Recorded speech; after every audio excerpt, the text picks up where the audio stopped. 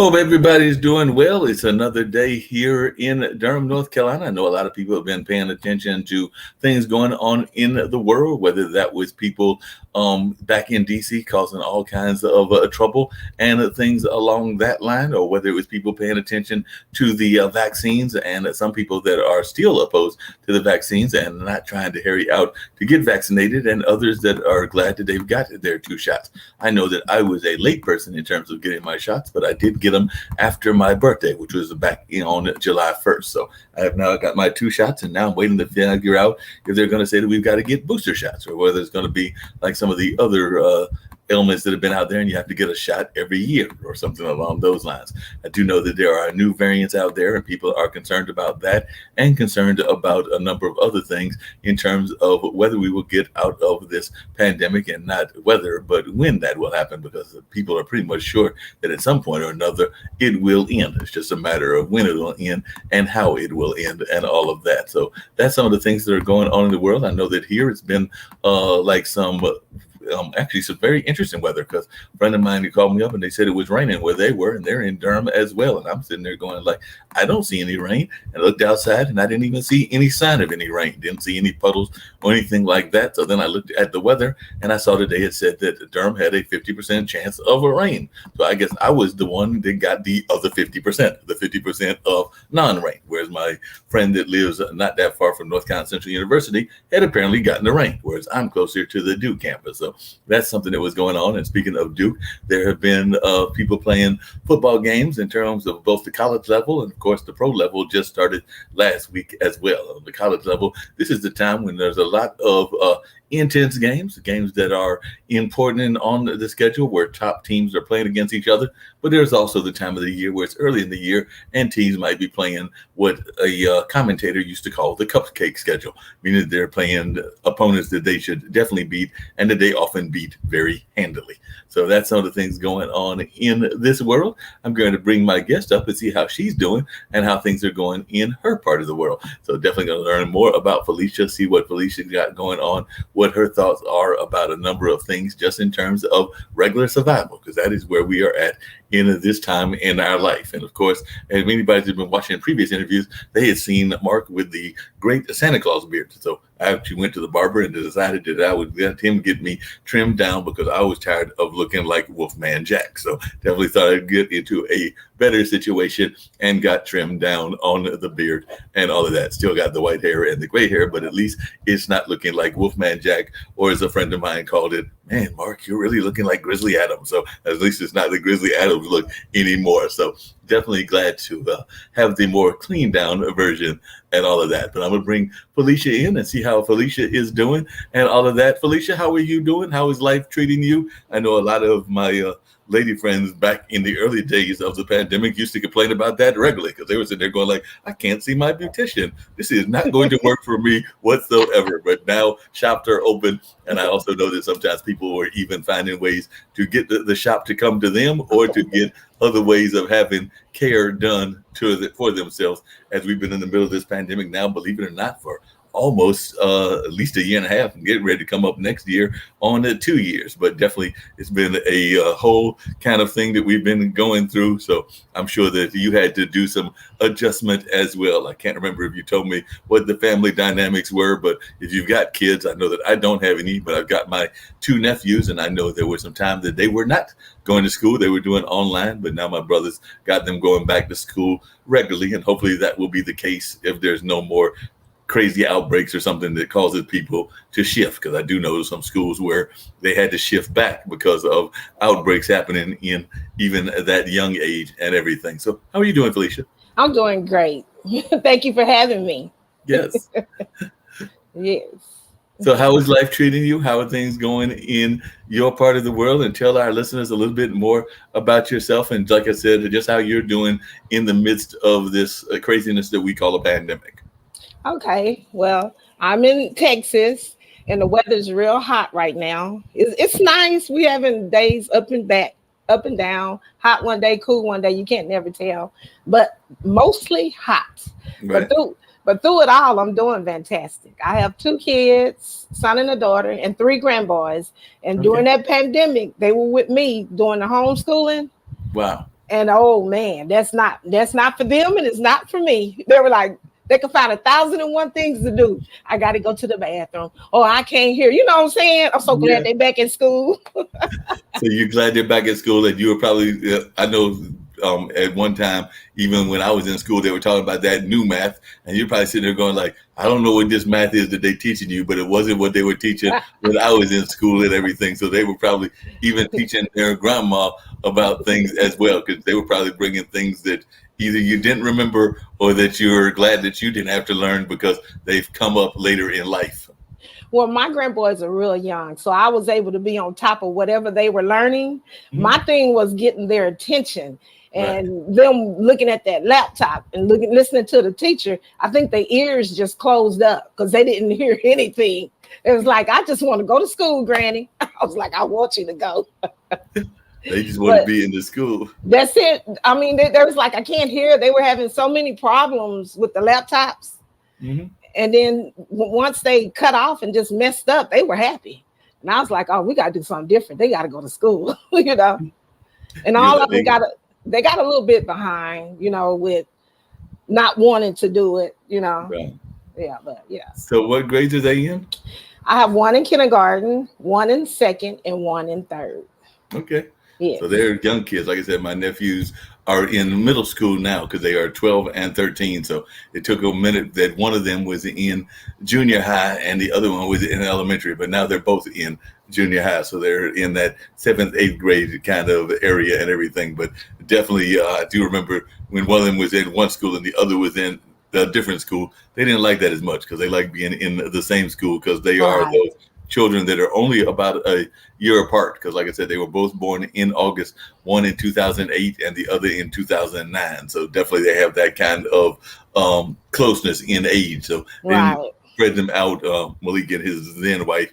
Right now he's separated and actually divorced, but definitely he's got a new person he's been involved with for some time, and it looks like they might be doing that whole blended family kind of situation. So I know that seems to be working out for him because she's got two kids, one that's a college age kid, and all of that. Okay. So you're in that creative space. I know that you've definitely written about your own life experiences and things of that nature. But is that something that was passed down from generation to generation? So is it something that your parents had in the sense of them being creative, and have you passed it down to your children? No, this is just me. I've been on my own since I was really 13, but when my mom passed at 8, I've really been on my own a long time. So this is all me. And my Right. kids, no, they're not into the writing. My daughter's she's works at the hospital. She does MRI. My son is in the oil field, so they like their careers that they're in. And they're both in careers that are important to Texas because you just said, well, Oh I mean, yes, most education is very definitely. important to all of the country, but it's definitely because it was one of those vital fields that people talked about when they talked about essential workers and things along those lines. But I also know it's very important to Texas, and Texas has also had some very controversial rules recently, even around abortions and things of that nature. So I'm sure that your daughter and you have probably had family conversations about what Texas is doing in that sense and everything, because I do know that it's been in the news a lot recently. Right, right. And because there's a new generation, me and my kids see a lot of things differently, you Right. know. Yeah, that's a whole new different. I'm old school and they're like, "Well, mom, you got to come out of that." Yeah, just like the abortions. I'm like, I wasn't really for it, but you do what's best for you. I'm not Right. the judge. And but I wouldn't be for it, but I want you to do what's best for you. Like I say, it's not for me to judge. And my daughter, she's more like, yeah, I'm for it. Right. So yeah. Yeah, Mhm. like I said, she's probably seen the consequences of some of what goes on when it's unwanted children and things of that nature. So that might be why Right, she has that view about it from her standpoint. And then you right, said that your son works in the Texas oil rigs, and I know that that's a very important part of Texas. I remember way back in the days watching TV shows like Dallas and others that put that in a fictional context and things along those lines. So what got him into the oil field? Was that something that he wanted to do at a young age, or is this something that you kind of pushed him into? Because I do know for a fact that those can be very risky jobs as well. So, Very, right, and very. I know they pay very well, but it's also Yes. very much of a risky field also. Well, he did a lot of different things. He just really wasn't just he wasn't making the kind of money that he wanted to make, you Right. know. And a lot of his friends were in the oil field, and so he gave it a try. And he started off in West Texas, back in Midland, where it's really, really hot. So Mhm. it was hard for him in the beginning, but once he got his family going, he's good with it now. He likes it. He does well. Sounds like Hmm. he really enjoys it and really enjoys being a part of it. Has he gotten to the management level, or is he still on that worker level and everything, or is he trying to get to the point where he'll be management, or who knows, maybe he'll even own one of those things and be like the gentleman, the UNC Right. and Well, everything? he's in the process of getting to that management level, and then he's a CDL driver. He loves driving trucks also, so he Mhm. kind of like thinking about getting him a truck, you know. Okay, So yeah, he likes it.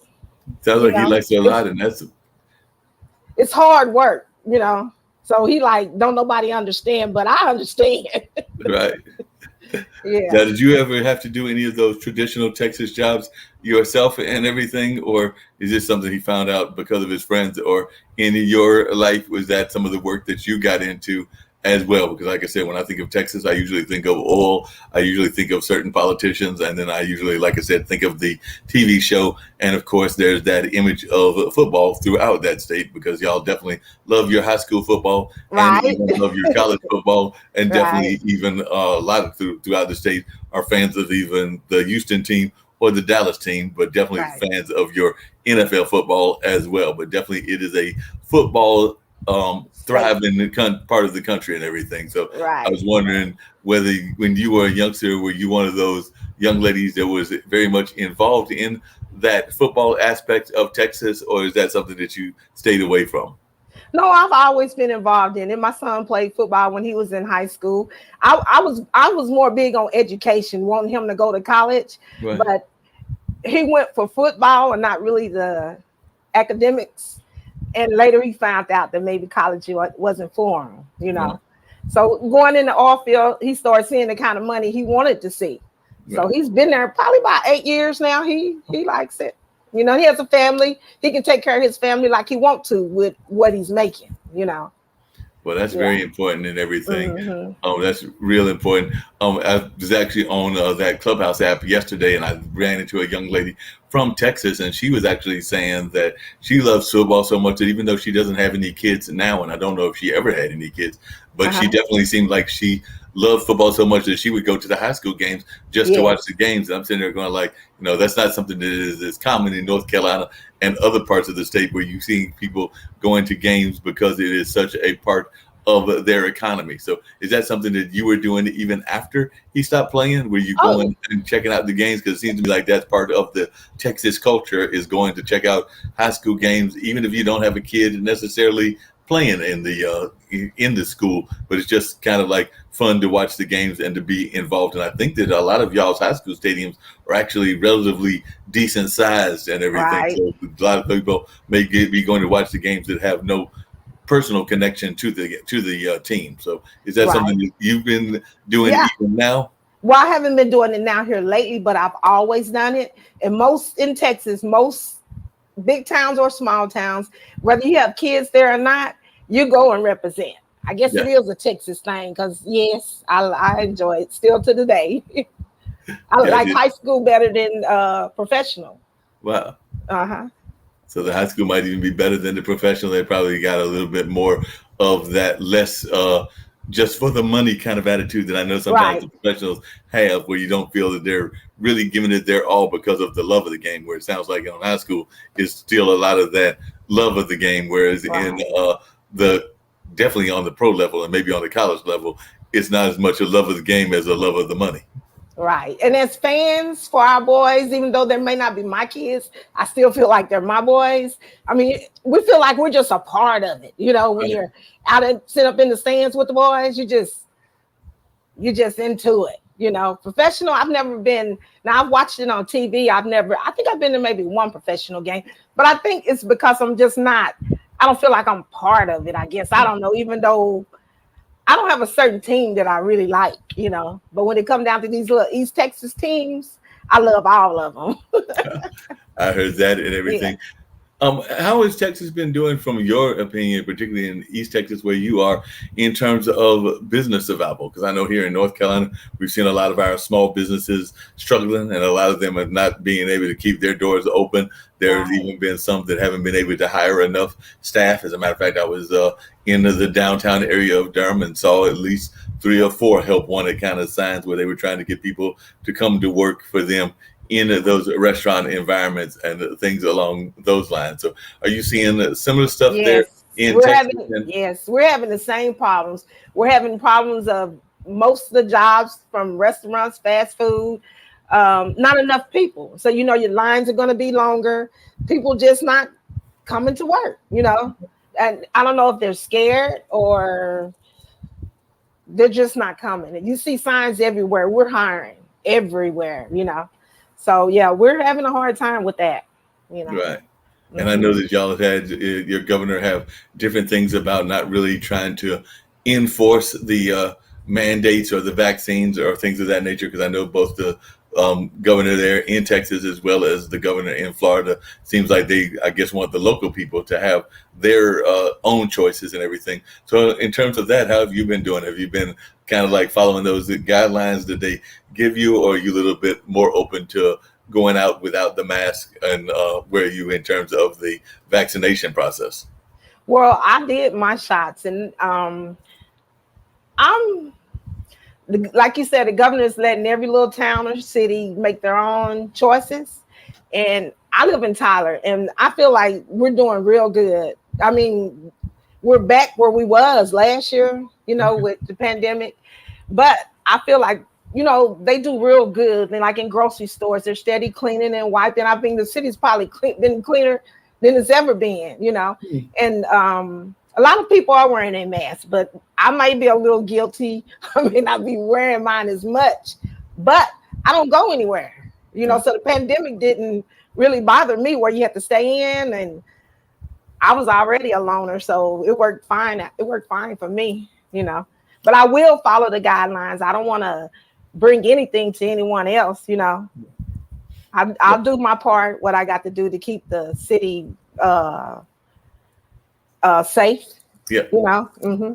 Yeah, that makes a lot of sense. Uh-huh. Now, what happened with a lot of times during this pandemic was people started pivoting, because I know some people that even started their own live streams or started their own books, their own things along that line because they had more free time. I mean, definitely there were parents and grandparents that were helping their kids and everything, but a lot of people were not working in their traditional offices, so they were working from home, and then they started thinking about their dream jobs or dream things that they wanted to do. So coming back to you and your writing history and everything, was that something that this opened up more time for you to actually get to your writing, or were you already at that point where you were writing on a regular and consistent basis even before we got in the middle of this pandemic? Well, I had already wrote my book before the pandemic, but I hadn't had it published. I hadn't made it to the next step. Um, the pandemic helped me, like, I had more time, didn't have a whole lot to do where I can focus on getting my book together, getting it right. So, and then adventure, you can really find out more about yourself that time that you're by yourself, or Right. whoever you with, you learn each other a lot more. Right. Yes. Yeah, that's very true. And Hmm. definitely there were people that were even talking about that in the sense of relationships, because I definitely know some people that were definitely learning more about themselves and not necessarily pursuing relationships because of the fact that they were by themselves and there weren't as many quote unquote dating opportunities. Right. Whereas afterwards, and as we've been opening up, more and more people are doing the more traditional dating. But I've also seen more and more people that have gotten to know each other through the internet and through other aspects. So definitely we're seeing this even change people's social habits as well, because even some friendships have blossomed off of this pandemic that might not have happened before because people would have been busy in their own communities. Whereas now a lot of us are at home and on the computer and on social media apps. So I was just wondering, were you finding yourself doing more of that, maybe even going into like Clubhouse and Facebook and some of those other things, and creating your own tribe or creating your own folks that you spent a lot of time with in that social environment kind of setting? Well, I didn't spend a lot of time in that. I'm just not. I'm more hands on. Like, Right. you know, when you have to call and take care of some business and stuff, and you get to one computer, another computer, and you don't never talk to anybody. Right. It's all, yeah, I wasn't feeling any of that. Mhm. But I'm just so old school. I've never been. I am now because of the book. You know, all on Yeah. the computer, Facebook. Yes, and I've had to come out of that shell, and you know, Yeah. that's what it is now. You know. Yeah. Yeah. Yeah, and more people are doing that and everything, getting out Yes. there and everything. So tell our listeners a little bit about the book, because I know the book was partially about your own story and kind of what you went through as a child. You mentioned earlier about having lost your mom at a very young age, and I'm sure that that's part of what the book deals with, the fact that in a lot of ways you had to become an adult at a very young age because of losing that important part of your family and everything. So I'm sure that folks would love to hear more about the book, and even hopefully we'll get a chance to hear a passage from the book. But I'm sure that they would love to hear more about the history of the book. Yes. The book is about a little girl named Tammy. She loses her mom when she's 8 years old, and her mom is a Christian woman. She believes in prayer. Pray, baby, it's gonna be okay, you know. And that's all Tammy knew was God, going to church. When her mom passed, she goes to this new family where none of that's happening. No praying, no going to church, a lot of abuse, a lot of fighting, a lot of drugs, a lot of alcohol. And the book tells you how Tammy dealt with all those obstacles that she went through. And my one of the main things for writing this book at first is to get my message across to more. This happens like this is it happens so much, and then people wonder why I came out with mine 50 years later. And then you hear that, you see that on TV all the time, that Right. why did they wait so long to tell their story? Or why they didn't tell anybody? And it might have been 100 women or men that went through it and no Yeah. one knew it, you know. And it's really hard to explain it, that you keep it in. My thing is with my book, I want people to stop keeping it in. I want Yeah. people to start talking about it, because I feel like we're giving them power by not telling the story. So they feel like it's okay to keep doing it to the next person, and that's how they keep getting away with it. The more Mhm. we talk about it, and if we instill it in our kids and whoever we can get the story to, maybe we can. I know we'll probably never totally control it, but we can do our best, to stop it, slow it down, because what it does. Okay, let's say for instance, you want to be a lawyer or a doctor or something in life, right? Mhm. And you've been abused in your life. These earbuds. if I take this off, will you still be able to hear me? Yeah, I can hear you without them, so you can take them Okay, off. okay, because they. Oh, maybe not. No, don't hear you. Yeah, you need Well, let the me see earbuds if I on. turn it up. You can hear me. Yeah. What about now? Yep, hear you loud and clear. Okay. Well, I feel like like when you keep those secrets for a long time, right? What Right. happened to you? I don't feel like you get to be all you can be, because Right. it's always on your mind, or you feel like, well, I can never do that. And then I see a lot of people going to counselors and just a lot, and when I talk to people about my book that have read my book, they just start crying, and then they're happy that, and they talk to me about what happened to them, and they feel better that they got it out, because keeping it balled in, it's not good. Yeah. It's not That- good. yeah, that's not good at all. Uh, How much, because we oftentimes hear people encouraging people to, adopt children or foster children. I know that even at my late age, in the late 50s, that I've had people say, unless you find somebody younger, the chances of you having a child of your own are probably dim to none because of the age factors and things along those lines. But they have said, hey, if you find the right person and y'all get together, maybe you should consider adopting and foster and things of that right, nature. And I do know that there's a lot of babies that are needing care of an adult or somebody that is that parent figure and all of that. But then you hear the stories like you're talking about, where people that are in that foster space were also being neglectful of right, their kids and right. things of that nature. So, not that you are a sociologist or a clinical person in that sense, but just your own personal feelings and Right. from what you've seen in your conversations, how prevalent do you think that is? Because I know even in certain churches, like we definitely heard of the Catholic Church abusing a lot of people with their Right. preaching and things of that nature. So, Right. how prevalent do you feel it is that people are maybe getting people to they want to adopt or foster, but aren't necessarily good parents and are probably even being abusive parents? Right. Right. Um, that's hard to determine on that because you seem to me that most foster kids have been abused. Like Yeah. I don't know how they would go about screening, Hmm. but that I've learned that a lot of the foster kids have went through a lot of abuse. And another thing in my book, you know how a lot of sex trafficking or Hmm. people snatching kids, Hmm. that's been going on for a long time. That didn't just Right. happen, you Right. know. And I'm telling you in my book, that could have happened to me twice, and no one listened, no one heard. Like if your child come in and say, "Well, Mama, somebody tried to snatch me, or somebody tried to get me," and you be like, that's not good. You need to pay Right. attention and listen. We gotta all come together and stand strong with this all this abuse, whatever the abuse is. Gotta stop. You know. Right.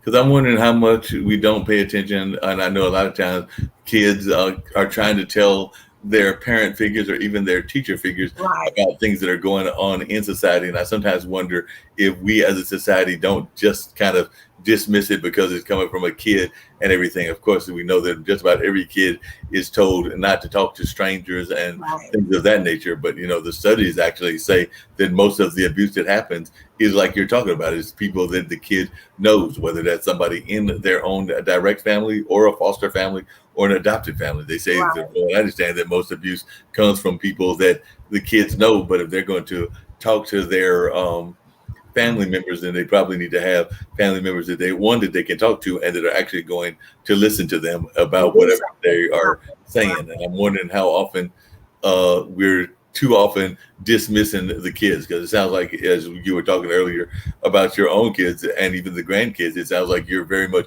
open to whatever they want to tell you. Like if they want to Right. tell you that a teacher Right. is giving them too much homework, or if a teacher is not doing something or another in that virtual space, from what I'm hearing, it sounds like you're very much open to Oh listening to the yeah. kids. But it definitely seems like a lot of times, too many of the older adults don't want to give the kids credit or for knowing what's going on, and just kind of want to dismiss it, almost that cry Right. wolf kind of attitude that some parents may have about their folks. Meaning, but if you remember that story, uh, he might have been crying wolf and everything, but the wolf was actually out there, as I Right. recall that story. Right. And then another thing is kids. When it happens to kids, the abuser, the person that's doing this, they'll say, "Well, you better not tell your mama, or you better not tell your daddy, or I'm gonna kill your daddy, I'm gonna kill your mama, I'm gonna do something to you." So the child doesn't say anything. They Right. just keep it to themselves. And people wonder, how do they keep it? You do.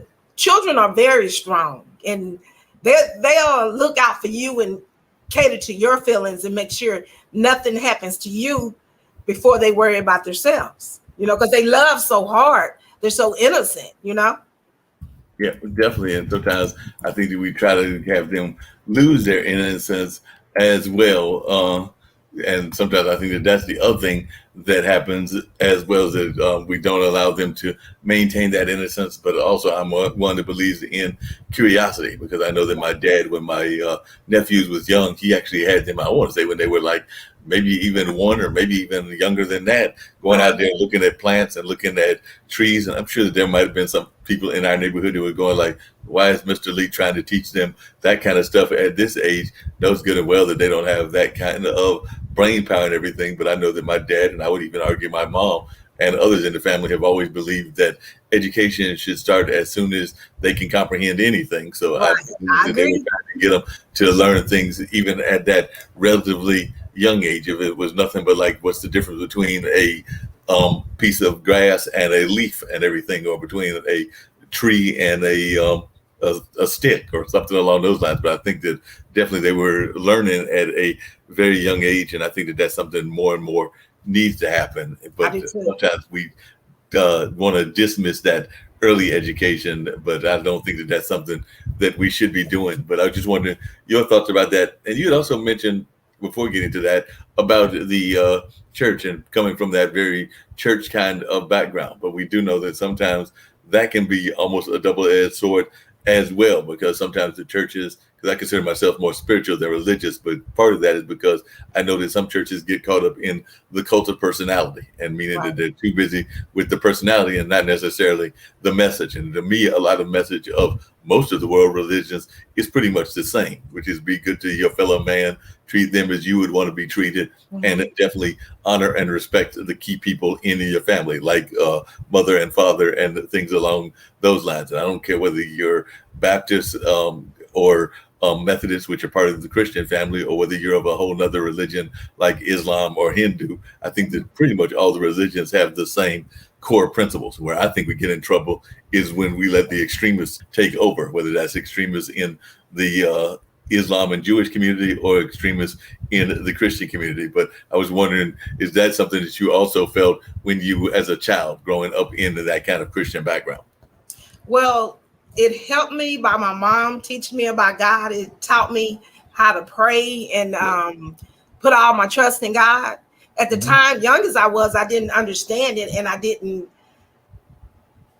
it because she taught me to do Right. that. But really, I needed it because I'm going to a abusive family where they Right. don't do that, and it slowly dwindled away from me. Right. So my thing was every time whatever happened, I would pray no matter what because God was all I had.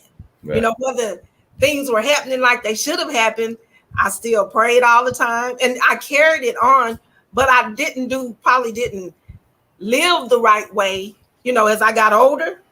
I don't know if backsliding is the right. I don't think I had a good understanding Right. of the word.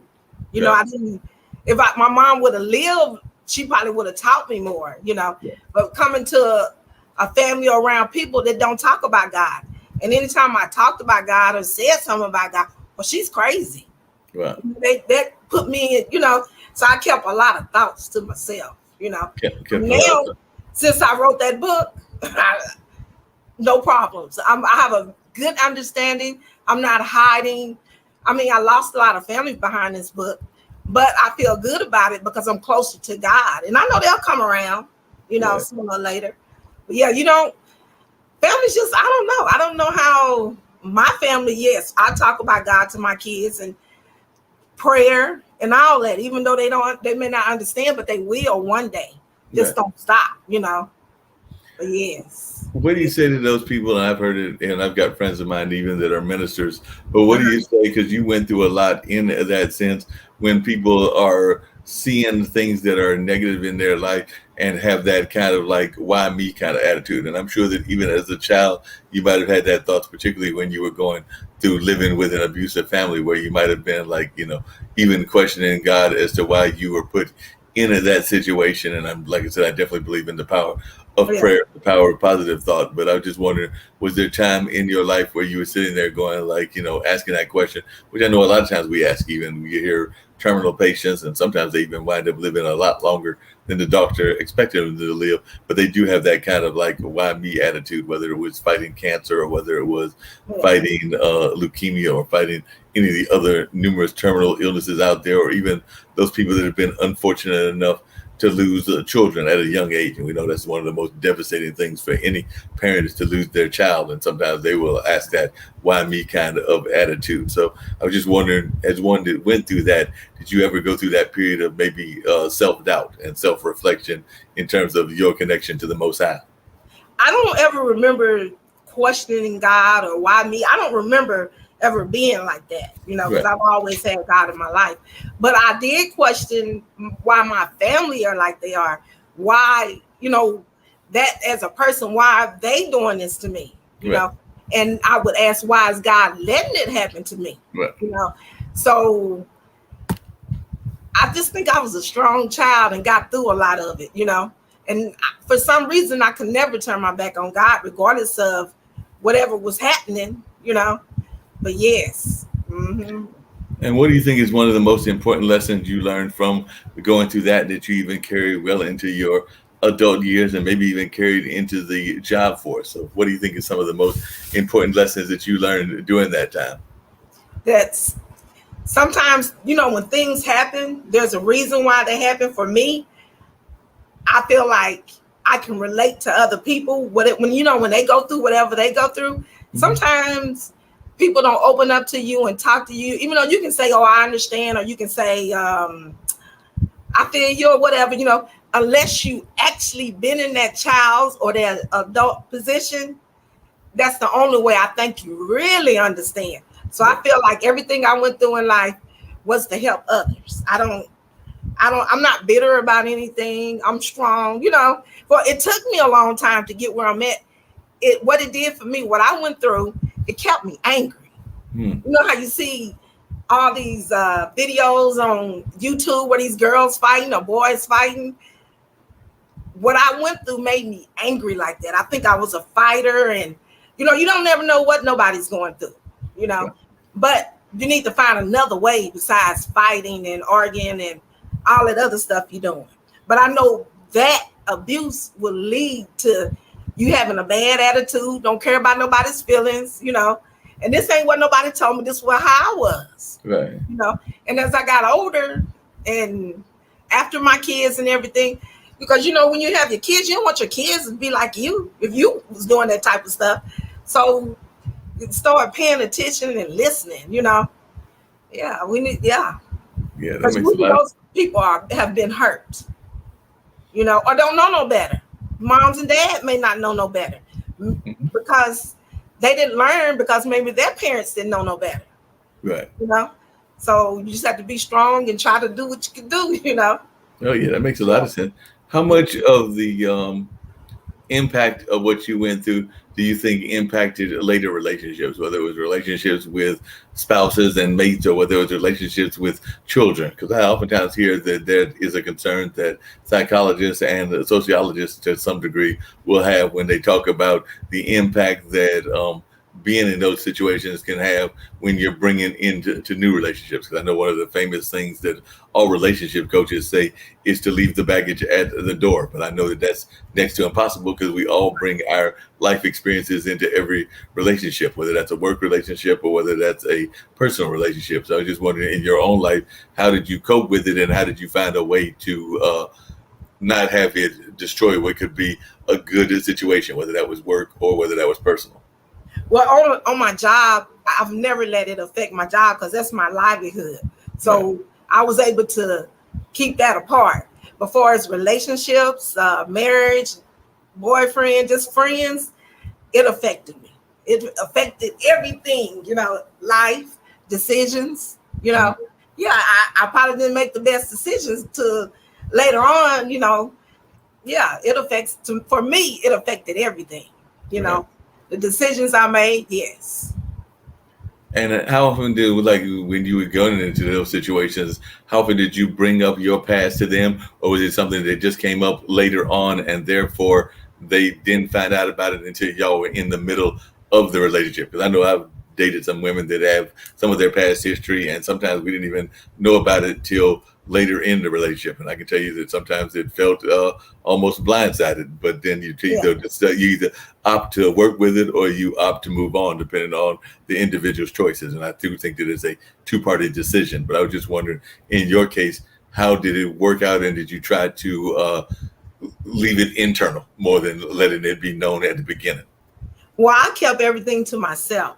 And it probably affected the relationship where I didn't make good decisions in the relationship, didn't do the right thing.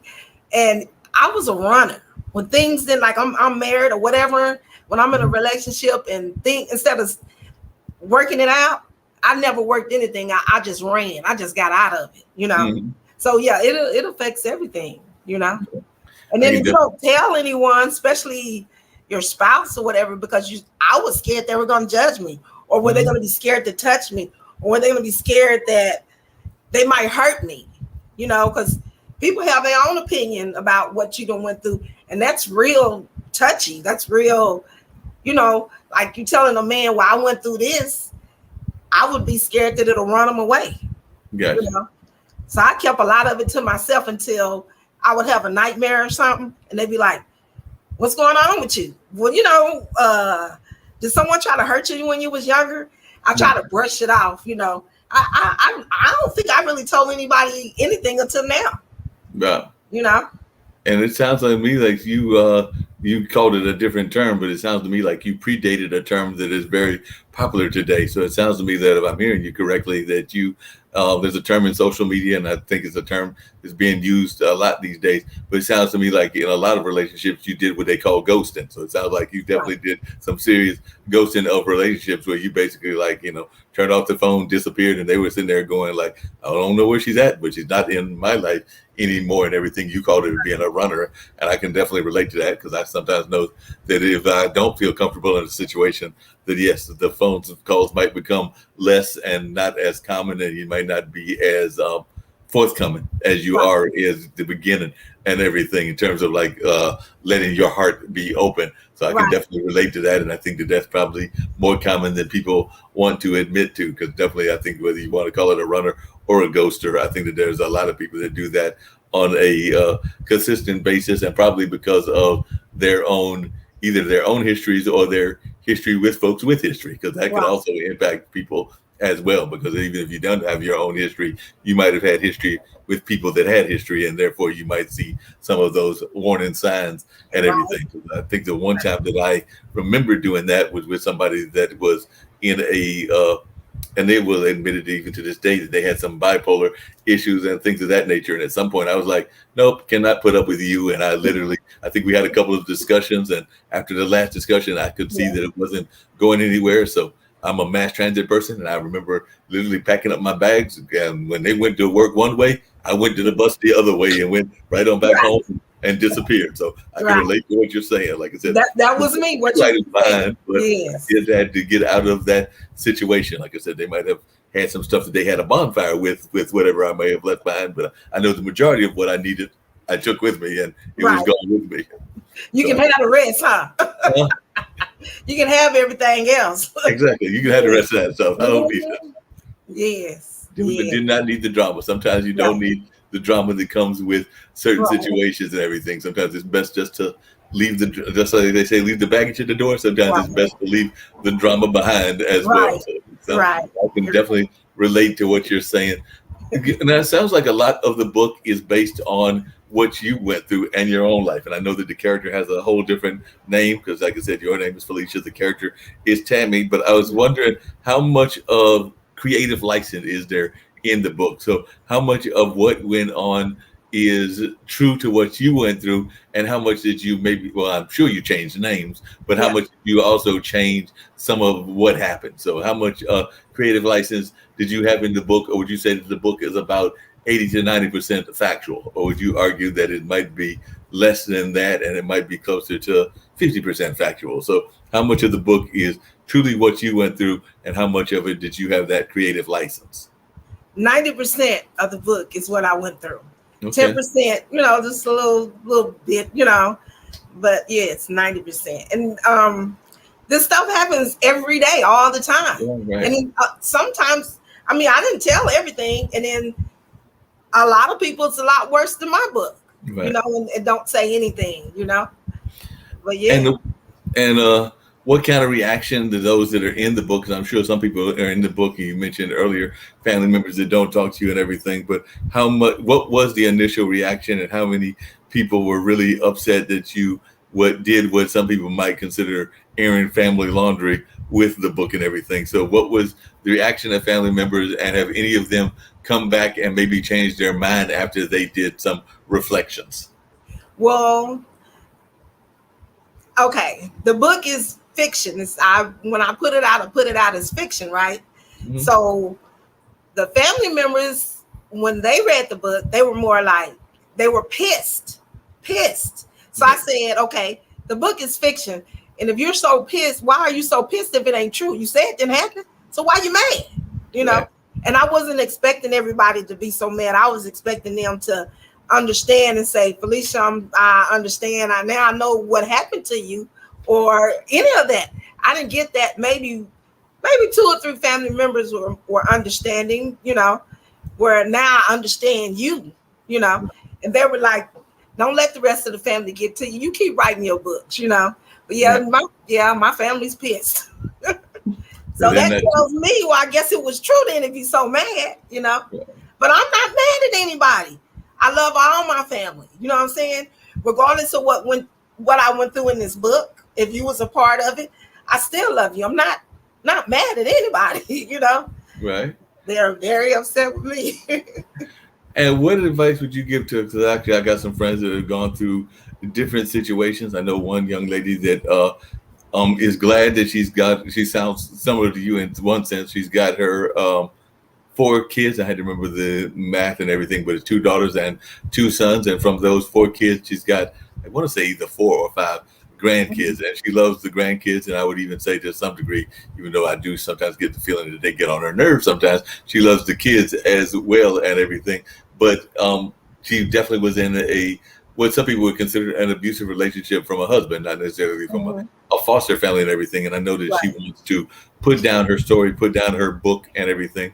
And that's just one example. There's another young lady that is a friend of mine that's yeah, I think she's a divorcee or a widower as well, and she's only got 2 kids and no grandkids as of yet and everything. But and then another friend that is a breast cancer survivor and has gone through some different relationships. So a number of people, and that's just 3 examples that I can give, that have stories to tell, but they haven't written them down. Every time that I talk to those, and in all 3 cases, they're ladies, even though I know some guys that have gone through some stuff as well that have books in them.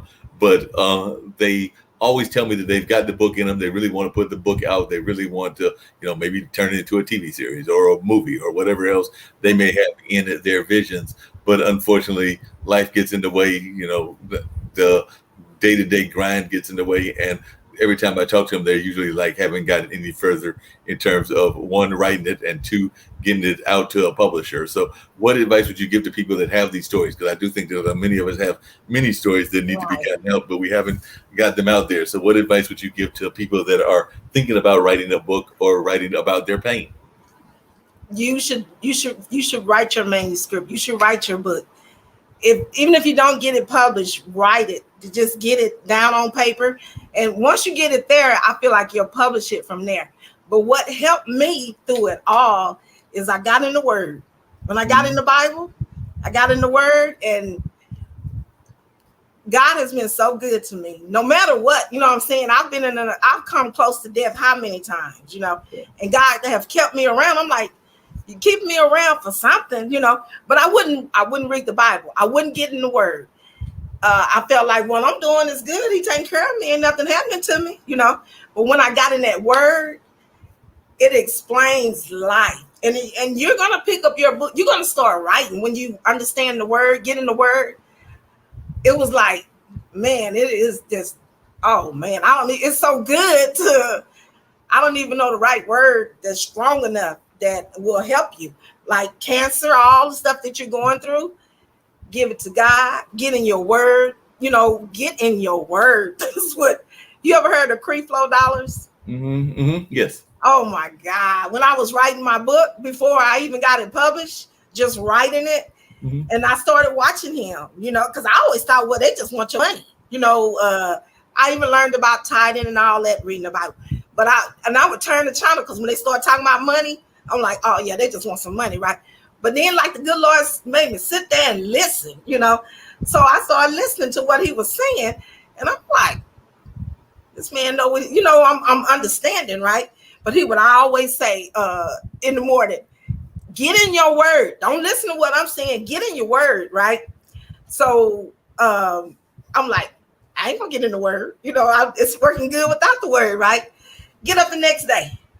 Get in the Word. Read your Bible, right? About the 3rd day, I went and got my Bible out. Started reading it, and it seemed like everything just turned around. I don't worry about my book. I'm so humble. You know how you worry, you just worry. I mean, I was a worrier. I don't know if everybody is, Right. You worry about your kids. That was my thing, right? When I got in my Word, I'm just as humble about my kids. I said, God took care of you. Why you think he ain't gonna take care of them? Right. So the people that they're not for sure if they want to write the book or not, I think it'll be a big relief tell your story, because somebody need to hear your story. You can help somebody, Yeah. That makes a lot of sense. Uh-huh. A lot of stories need to be told. I know, Right. like I said, my friend Nancy Burroughs is very adamant about and very open about what she went through in her abuse as a child. And she was abused, I want to say, by a family member, but she is definitely, it might have even been the grandfather, but definitely she is very open about that conversation and even talks about it. But like you said, she uses that as a tool to help others that have gone Right. through or even going through similar situations. So whether it's her giving a talk about what she went through, like a TED talk or a lecture, or whether it's her doing it through her podcast or doing it through her speaking engagements or various other things, she's Right. very open about using the message of the pain that she went through to hopefully help others not have to go through that, or if they're going through it, to be able to speak about it and get themselves out of it, or at least deal with what they are going through. So I know that that's something that she does on a regular basis. You had mentioned earlier about the church and everything, and actually all three of the women that I mentioned are very much Christian based, very much involved in their religious life. I won't say church life because I can't remember Uh-huh. if they attend church on a regular basis, but I do know that they read the Bible regularly, and I do know that they definitely would consider themselves to be Christians and strong Christians. But one of the things that frustrates me sometimes, and I just love to hear your thoughts about it, is that and I can't speak to Creflo because I don't know Creflo and his church that well, but I do know that there are churches locally that sometimes do a good job of talking the talk, but they don't necessarily walk the walk. So if there are people being abused in their church, they may Mhm. even be members of the congregation, including members of the ministry that know about that, but they choose not to either talk about it or deal with it. And I've also had friends of mine that, as we've been going through what we've been going through with the pandemic, have been facing hard times with their rent and their mortgages if they have houses. And when they go to Mhm. the church, sometimes they are given more lip service than actual help. So they might say, we'll do this and we'll do that, but they don't really give the help that they should give in my mind and everything. So as a Christian woman, when you hear these kind of like stories of people that are looking for support from the church but are not getting it from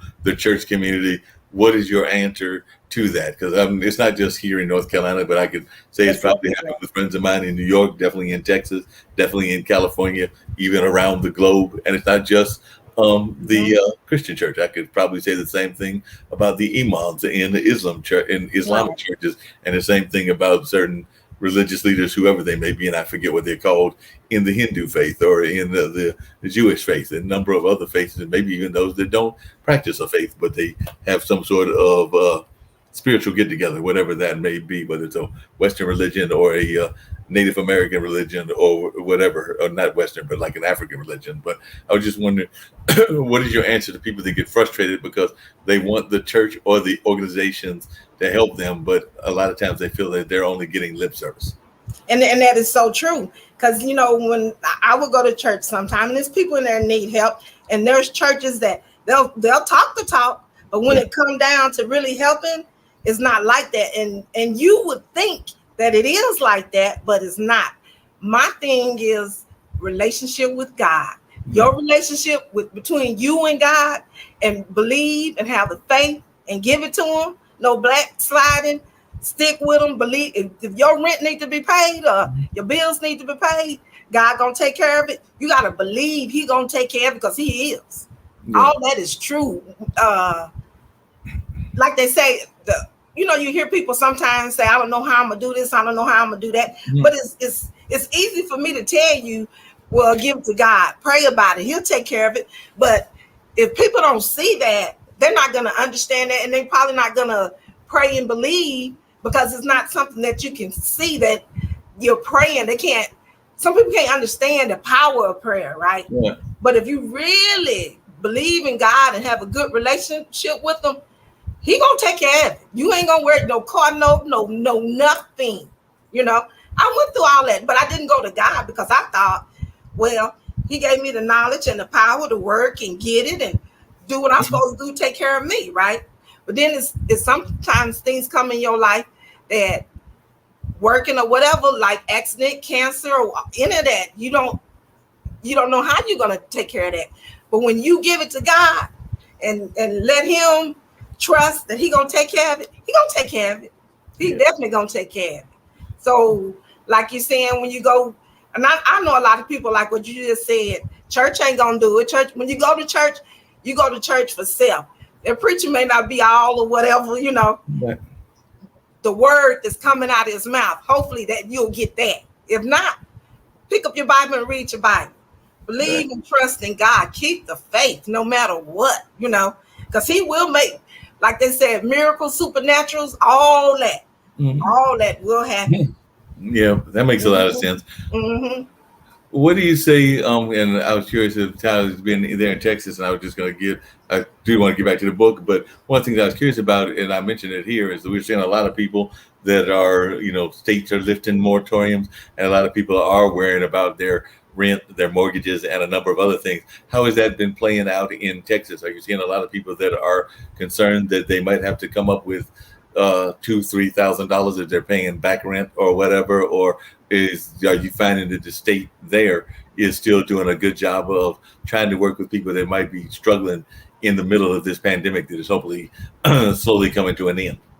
Well, I'm not for sure far as, if people are still struggling, trying to pay their bills and stuff, but I know that they do have money and they've helped a lot of people. The state has helped a lot, paid a lot of, and the money runs out. They do what they can do. I feel like they, for what I have seen, they have done a good job in Texas, but I can't speak for the whole state of Texas. Right. But yes, they've been helping. It's hard, Yeah. I thank God I ain't missed a beat. I ain't missed, everything been good to me. I've been real blessed, and my family have been too. We deal with regular life issues, but far as the struggle, like what you see people going through, we haven't went through it. And then my life has been a struggle all my life. So I guess I probably wouldn't tell if it was a struggle or not, because I'm used to struggling. You know what I'm saying? I'm used to going out and getting it or whatever, So I think a lot of people that have struggled all their life, they probably handle this very good. You know what I'm saying? Because they're used to it. Now the people that's not, they may try to kill themselves. You don't know, because they're not used to this. I don't see a lot of people. I'm not around a lot of people, but I don't see a lot of mad people walking around. How I'm gonna pay this? How I'm gonna do that? Because they're used to the struggle. Yeah, probably very used to the struggle. What do you think you said this all happened when you were 8. What do you think your 8-year-old would tell your current self, and what do you wish your current self could have told the 8-year-old? Well, I ran away a lot. 8, 9, 10, 11, 12. I ran away a lot. So I don't, to tell somebody, I don't know. I would say to tell somebody, but I didn't have nobody to tell. Who you tell? Everybody's working against you. You're not seeing anything good, and then the people that's talking to you, they putting you down, saying something negative or something's going to happen.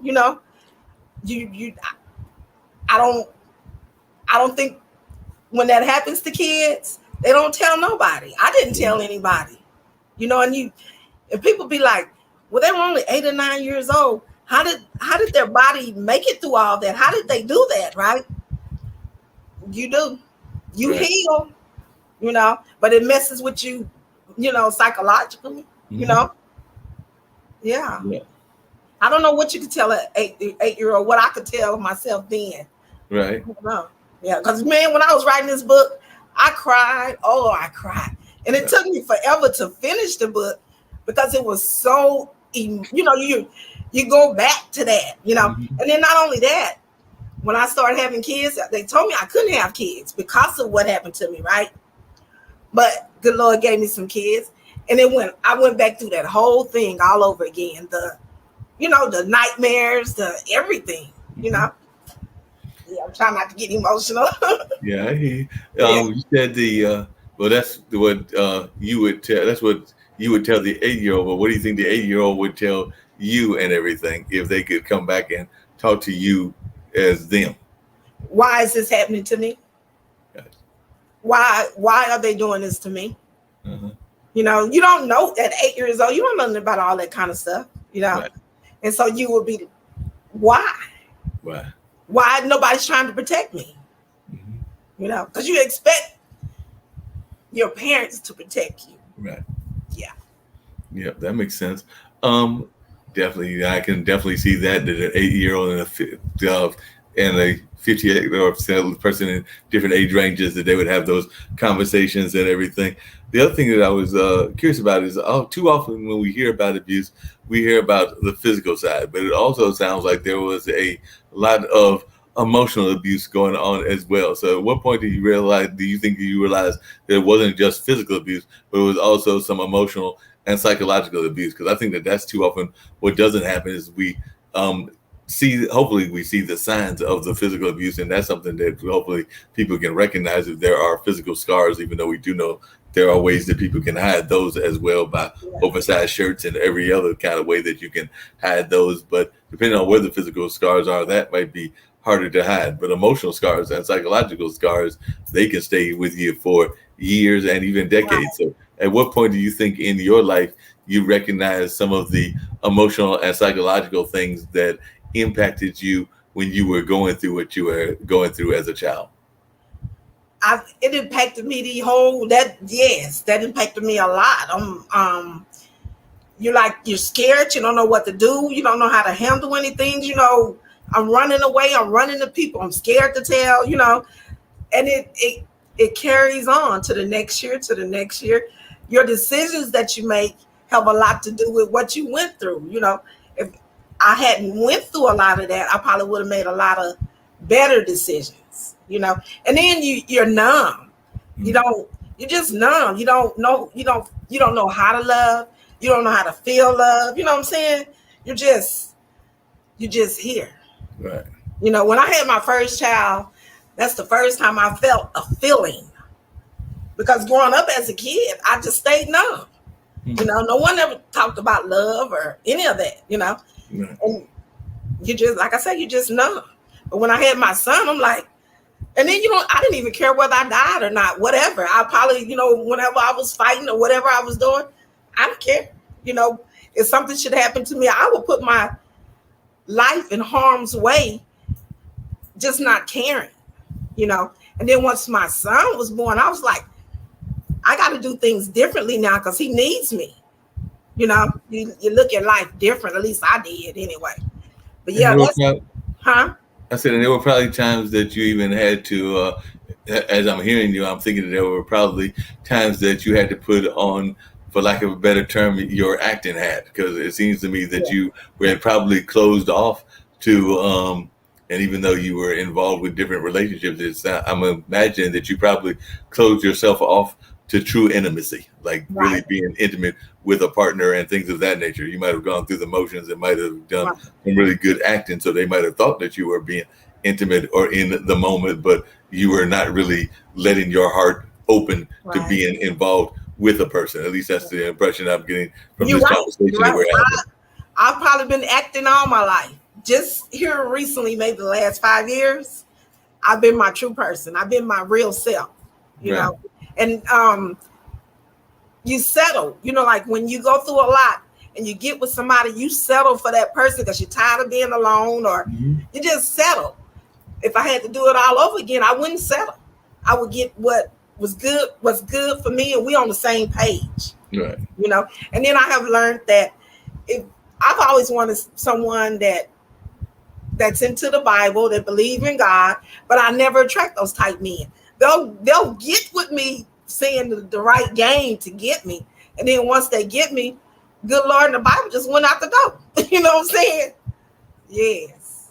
Well, you actually brought up two things that came to my mind. One, when you talk about settling, because I've actually coined a term for that, because I do think that even in our later lives, we settle for what I call placemat relationships. And if you remember, the purpose of a placemat is something that you put on the table until the actual dish comes out and everything. So I coined the term placemat relationships, which is basically a relationship that you stay in until something better or something that you're really wanting that comes along. So you're just using that as like a, a place to hold that part of your heart and everything, knowing good and well that you don't really want to be that person your permanent situation, or at least not a long-term situation. So I do think that it's not just a man thing. I think it's a man and women thing. 'Cause I I think do. both genders do that, where they will settle, as you call it, settle for a relationship, even though they don't necessarily want to stay in that relationship, and they might even be looking to get out of it and go somewhere else if something better comes along. And that's why I call them a placemat relationships. But Right. I And do think that's not right, to no. do people like that, But that's right. Very guilty of that. Yes.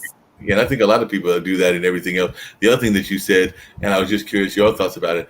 I sometimes feel, and this is just my own personal bias against certain churches, and I won't say all churches, but I Mhm. do sometimes think that there is a double standard, whereas they teach you women to go after kind of the Prince Charming and the relationship of the Prince Charming, whereas in the man's groups and everything, there is a little bit of that famous R&B song called "Shop Around" attitude and everything. So I think that it's almost like a double standard in certain churches where they're telling the women to be pure as driven snow, and they're telling the man to, shop around until you find your queen or the woman of your life. So if you're telling the man basically to, you know, go after several women, and you're telling the women to be alone until they get Prince Charming, that's not going to happen, because it's two polarly opposite messages that you're giving Yeah. to both genders. So I just wondered, is that something that you even noticed in some of the churches you attended, where it seems Oh, like they were telling the women one thing and the man a whole other message altogether? right. That's right. But most churches that I have attended, um, I'm thinking when I'm in church that people have a good understanding on God. There's not a lot of problems. You're not having a lot of problems. I'm thinking you're going to church to make your life better, a better understanding with God. And I have found that it's totally opposite in church. You remember sitting up here talking about, all this negative stuff, or look at her girl, or look at him. What I'm like, I'm lost. Is this really what church is? Yeah. And you're right. The pastors, different people have double standards. Some Right. things they may not should speak on. You know what I'm Yeah. saying? That's what I'm saying. Some things they might not need to speak on. I mean, I am a fan of those ministers that will learn from their past and use their past as part of their history and everything. But I've also seen some pastors that deny their Right. past as well. Like, I've got a good friend of mine who's a pastor here, and he went through some issues, including a term that you just used, because Carl Kenny, one of his book actually has backsliding as one of its titles. So Reverend Kenny actually talks about some of the things that he went through, and I can't remember whether it was around drugs or other things, but he is a very open into the book about some of the things that he went through. But then I've also seen some other ministers that are might have even been in that life, and if you heard them talking, they don't even acknowledge that part of their life. So that I have a problem with. I'm not saying that you got to Yeah. But a maintain lot of that, people play you got to play with maintain God. that life, but at least acknowledge that that was part of your storyline and everything. Right. So Right. don't try to hide the storyline. The other thing that I found fascinating, I don't know whether you might have even seen this in your own life, and this is just me just kind of being open about religion and relationships. I have also seen some um, because they are so into the church, some Mm-hmm. women have a little bit of a guilt conscience. Because I have had some ladies that I have, and it comes back to what you're talking about with your dating life. I've had some women that I have dated, and there might have been some moments of intimacy, for lack of a better term, and everything. And then afterwards, there was that feeling of guilt, and then they tried to pass that guilt on to you and everything, because they're like, we shouldn't have done this, we shouldn't have done that. Let's go back Yeah. into the church. Let's go back and have this Yeah. church moment, and you're sitting there going like, but that's not what you were saying at the moment. So I'm a Right. little confused and Yeah. everything. Why are you saying that now? Right. Right. Right. I feel you on that. Yes. I don't know And why, but you're right. They start feeling guilty where you, like you said, you knew what you was doing when you do it. right.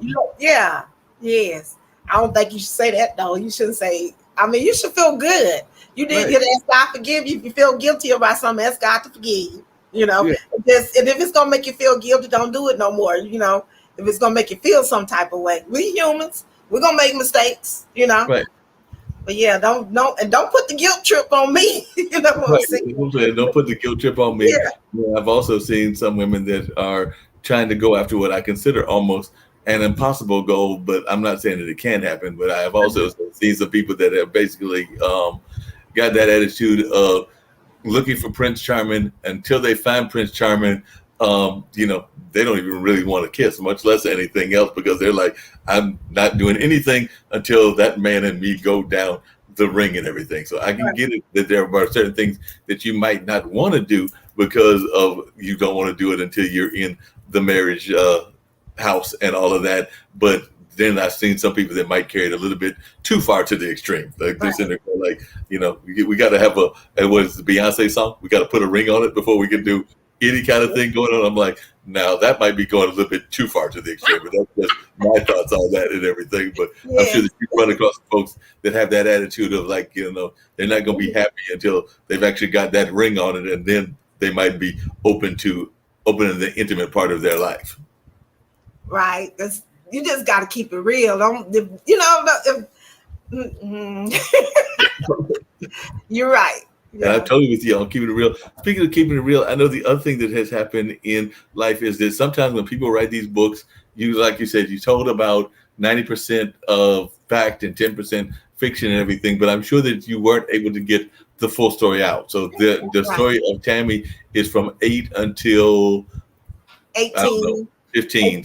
18 in the book till she graduates from high school. So 8 until 18 and everything. Is there going to be a continuation of the book that tells Felicia / Tammy's story from say 18 to adulthood, or where do you see the book going, and how many books do you plan on having? I wasn't going to write another book, because it was so emotional, but a lot of people wants to know what happened to Tammy after that. But Tammy was such a bad girl once she, because she didn't have anybody to teach her anything. She didn't know anything about life. So she was steady hitting up against walls, and it was a mess. You know what I'm saying? So I wanted to just keep that hid and not tell nobody that part, right? But I think I'm gonna go on and tell it, Yes. Yeah, we'll go ahead and put that story out there. Yes. And all that. You mentioned that when you were younger, you would run away, and that you ran. I'm imagining you ran to family. Well, not so much to family, but friends. I didn't have anybody to run to. I would run to like other little girls, 9 or 10, hoping their parents would let me stay over there, but they would always take me back.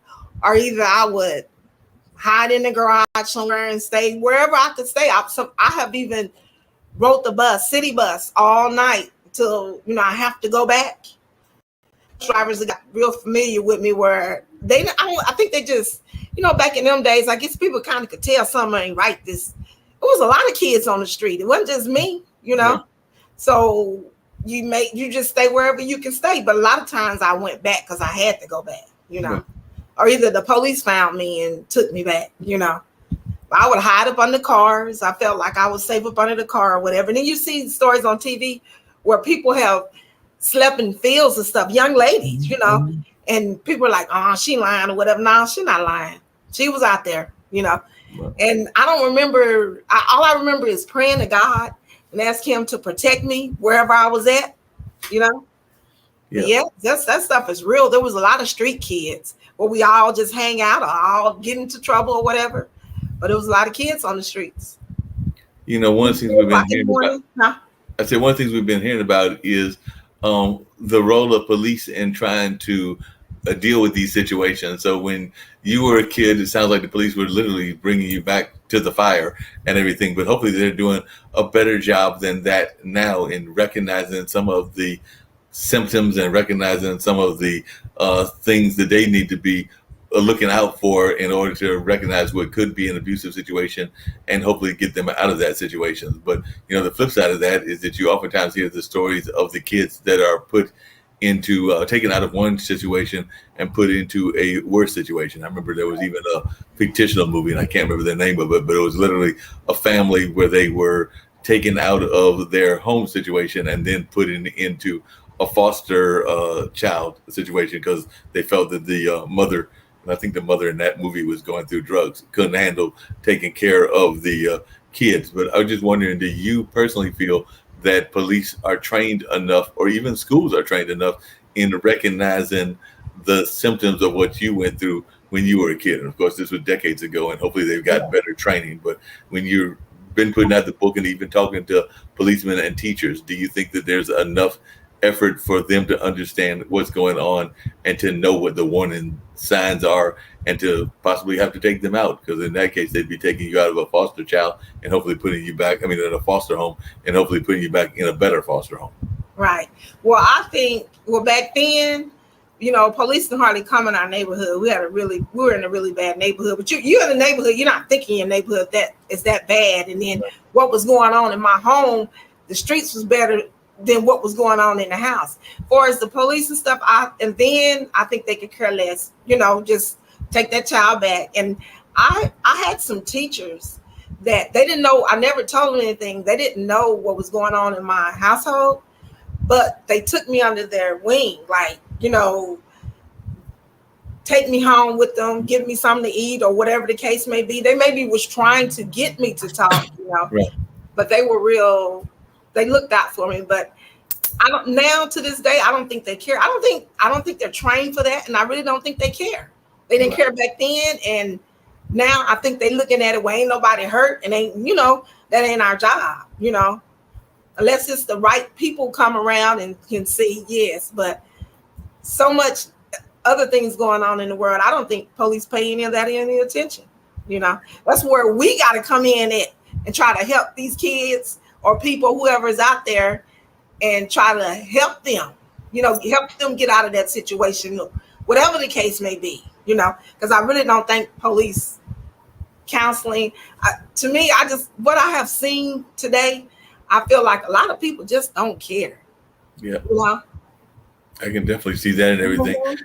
The other people that sometimes people care too much and everything, because it's almost like a recruiting tool for them. But I was wondering, when you were going through what you were going through, did you find that the criminal element, whether that was the drugs or the gangs or other folks, tried to use what you were going through in order to recruit you? Because I do know that my brother works with at-risk youth, and I've got friends that are in the gang intervention kind of programs here in North Carolina, and I do know that sometimes they're looking for people that are going through bad situations in order to get them into different styles of lifestyles, whether that's drugs or prostitution or a number of other things, and even just being a regular part of the gangs with gun-toting privileges and all of that. But I was just wondering, how much did you feel that as a kid, where maybe some of those what people would consider truant or bad people were trying to recruit you into their way of life? I won't say that there were bad people. I think they were people just like me. And I was in gangs and did all that. And I didn't, they treated me better than at home, Right. So I can't say that they were just trying to get me in it because of what they were doing. I think I don't know how it is now, but back then, I think gang members, we looked after each other, really didn't talk about what's going on home. I think everybody had a problem at home, and we did some things we shouldn't have did, as gang members, but I thank God when I ran away when I was 13, I got away from that gang life because I felt like if I would have stayed there, I probably wouldn't be here today, or either I'd be locked up, Right. So that's not going, and then they probably didn't know any better. That's not, they don't know what to teach you or teach you right or whatever. They're trying to get away from that situation too. We all just hanging out together, good or bad, Yeah, well, I mean, it's one my brother's worked with those, and I've had friends that have been in that gang mentality. I never had that experience, but I think that ironically, I don't know that we can have a true war on drugs or a true war on crime when, in my mind, and I'd love to hear your thoughts about this, the biggest gang in there is the one that's supplying the helicopters and the drugs and some of the other things, and they're based in DC and other parts of government and things of that nature. So I don't know that we'll ever solve those problems as long as there is a reason for the government and other people to actually make sure that they stay in business. Because I do think that on a lot of levels, the bigger gang is the gang of the U.S. government. But that's just my thoughts and everything. I agree with you. They're loving that. They want you to do what you're doing. They want these gang members to be, doing all the negative, the drugs. That's what they want. Now, Right. We can wake up, no matter what color you are. If you can wake up and say, we're not going to do this no more because this is the government. They're putting it out there, Right. and a lot of things would change, Yeah. But yeah, they make it free. While if you get caught, well, we're gonna you. How about we give you this and you do that and you just work for us? You know what I'm saying? Right, So right. long as they're in business, no, it's gonna be here. You know what I'm saying? It's going to be here, and Uh-huh. I also wish that they would do something about that prison industrial complex, because unfortunately too many people of color are sitting in there, while too many people of other colors are getting away with the crime, even though it's the same crime and everything. But we don't necessarily have the money for the lawyers that certain other society members may have. So I think that Right. until they find a way to make it a more just prison justice system, we got to find ways to change that as well. Because right now, it what we make up 20% of the population, and I think we Mhm. make up the majority of the prison population. The math doesn't add up in my head, but I was wondering your thoughts about that. Well, I agree with what you're saying. We've got as our people, we've got to change our way of thinking. Right. We've got to do things differently. Of like, let's say celebrities, athletes, or all that. If they can take some of that money and start opening up these centers and training and teaching, like far as money, finance, all that, because they don't teach that stuff in school. You know, Mm-hmm. if we can get our kids or just people in general, if we can spend money on making it better for us, developing us. I used to always say when I was a kid growing up, I used to always say, well, because there was a center that I would go to all the time, and I would get peace there because I could paint, I could draw, I could play ball. It was just peaceful. Mm-hmm. And I would always say I want to have a center like that for kids to come, that they would sooner or later probably come out and tell you their story of what's going on, Right. but somewhere for them to go and to learn about life, you know, give them some tools, Right. yes, give Yeah. parents tools, because some parents don't know, you Yeah. know. That's very true. If Mhm. what was your dream job when you were 8 years old? Did you dream of being a artist or a dancer, or what was your dream job other than getting out of that situation? And what is in your later early adult years was the dream job that you had as well? Well, I wanted to be an actress. I wanted to act. That was my dream job. And I just figured it'll never happen. I could never, because of my situation, I didn't think I could ever be an actress. I felt like nobody will want me, or I didn't have the skills, but I did have the skills. Now thinking back, yeah, I should have went for it. And now, I'm disabled. I had a really bad car accident. So I just would like to run a business, a center, something like that to help. I want to do something that help people. I don't have a dream job or nothing now. I just want to help people, take care of my kids, and help. My dream job today would be if I had a place where people can come for help, finance, whatever. Maybe you have a dream job. Maybe you want to write a book. Right. I can guide you to what you need to do to get to where you want to go, Yeah. or whatever maybe you want to be a doctor. Maybe I can guide you and tell you, well, you need to take this class, this class, this class. You know what I'm saying? Mhm. Just be there.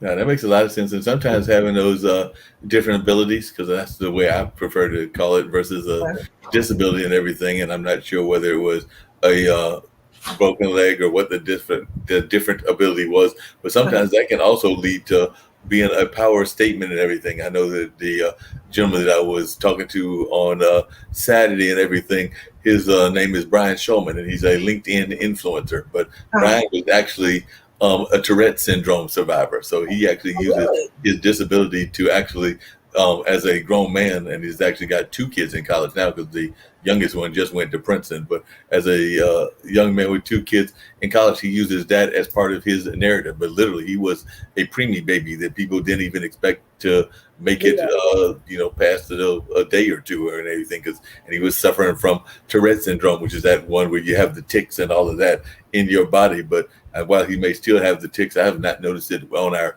live streams. But in person, maybe I'll notice it. But I have not noticed it in the live streams. I do know that he is 40 years surviving with that ailment, and definitely uses it also to tell his story. So, like I said, no matter what the different ability is. And then I know that there's a friend of mine, IPC, and he's got like a puppet troupe that he's putting together called the Funky Eye Puppets. And one of the group of people are folks that have different abilities. Like I know that there is a young lady, Erica, I think I can't remember Erica's last name, but she is a gunshot wound survivor. There's another gentleman, Quincy, who is a living with AIDS right now and everything. There's another lady that is blind but still doing voice work and other kind of work, and that's just the three that I remember that have the different abilities. But there are others that have different styles of abilities, because we were having a conversation about that. I think it was either Tuesday or sometime last week. But sometimes, don't dismiss people because of what they're going through and all of that. I'm sure that whatever you had happen and whatever your different ability is, while you might have taken a while to adjust to it, like I said, if you were in a wreck and you're in a wheelchair now, you might have taken a while to adjust. But then after you adjusted, you're like, hey, I'm just going to deal with it and continue on life and be strong and things of that nature. And, are probably looking for whatever the next things that you want in your life, and whether that's in the personal space or in the workspace or in the career space. Because to me, they're two separate things. Work is what you do to pay the bills and everything, and career is what you do that's your passion. That's the way I always differentiated them and everything. But I'm sure that that's some of the messages that you even give yourself, even when you're looking at the Bible and reading your word. Right.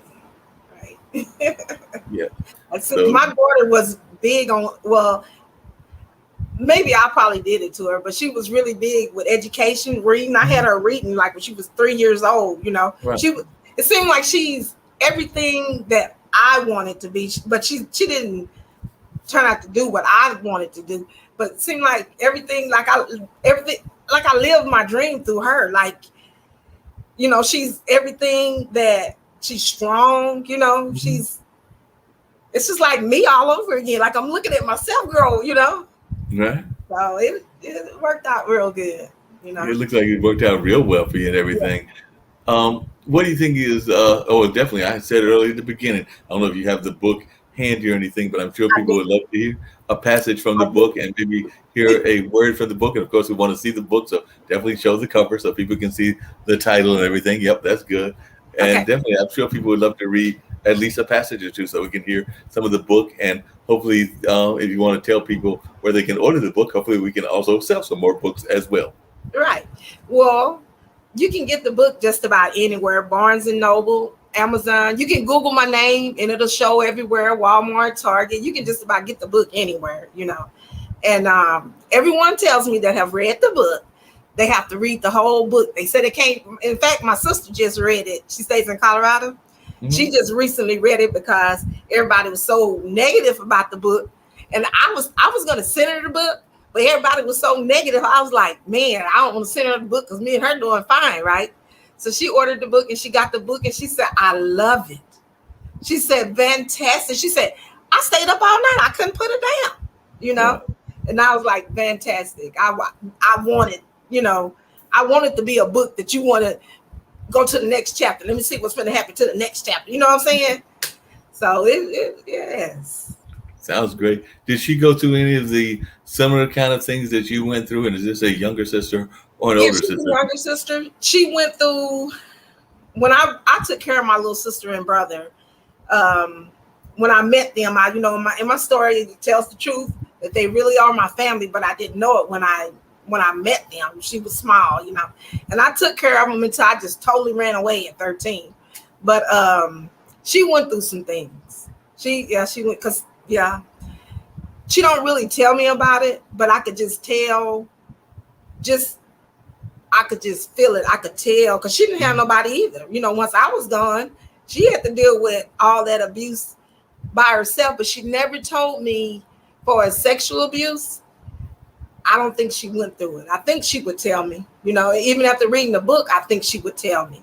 I don't think she went through anything like that, but she may have made she's a teenager in the streets too. So I know she made some decisions, some bad decisions, but the situation put her in those, yeah. What do you think are some of the warning signs that people can look for in their neighborhood? I mean, imagine if you see somebody riding around a city on a bus all day long, that might be one warning sign. But just in terms of either teachers or city folks that may be out and about, what are some warning signs that you think people should look for that they might want to report something happening or try to at least check with the kids to see what is going on in their space and hopefully try to find a way to get them out of bad situations? What do you think are some warning signs that people need to look for?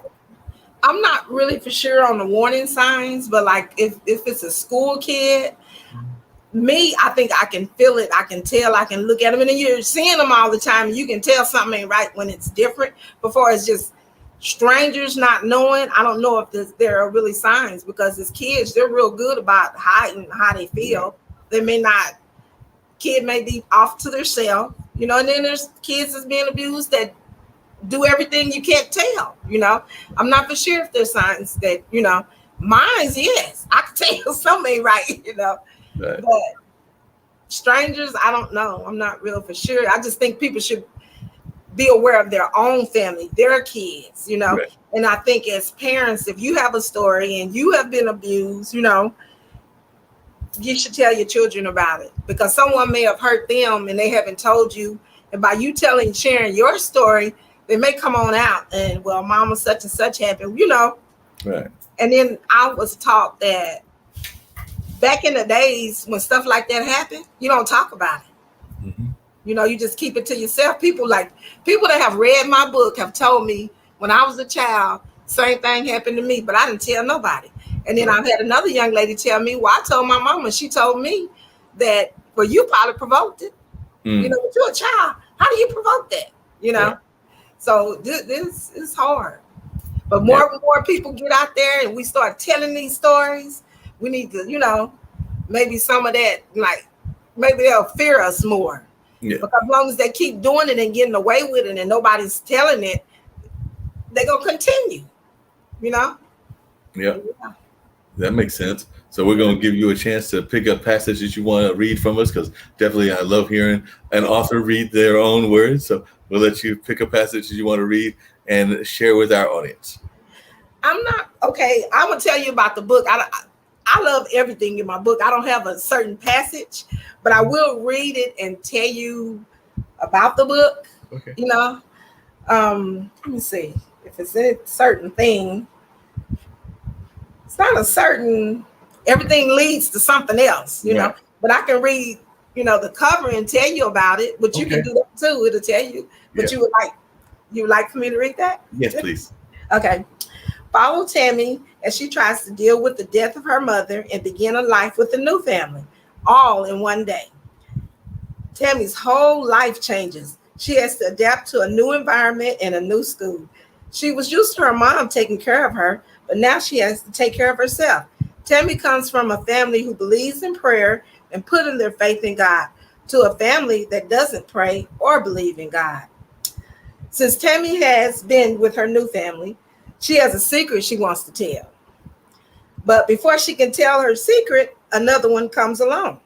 Tammy wears her secrets on her face, and she can't figure out why no one in the family can look at her and tell something is seriously wrong.